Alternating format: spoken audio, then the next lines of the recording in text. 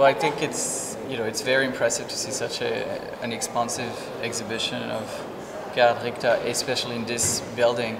After seeing the panorama cycle, it's really very interesting to see such a different point of view in bringing together work, not through a chronological approach, but rather a more personal approach. And I think it's been very developed in close relationship with the artist, and also thinking very much about the space it is shown in. And that was very interesting in that respect, to see the way the glass panels had been positioned. Yeah.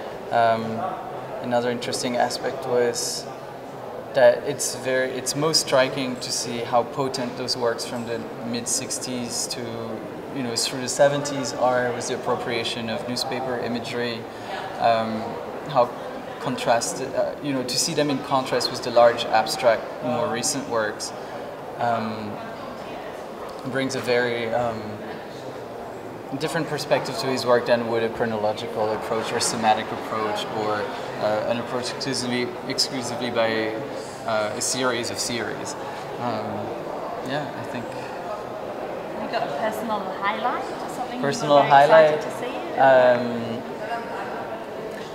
Well, I was surprised to see coming up the stairs and then turning back and seeing the eight nurses, and it's something that's one of the interesting works I was mentioning earlier, because in a way it has multiple layers of understanding you can bring to it, and depending on whether you know the backstory of it, and you have your first impression, and knowing the premise of the work, and then having this sort of horrified relationship to an artwork which seems pretty banal at first sight.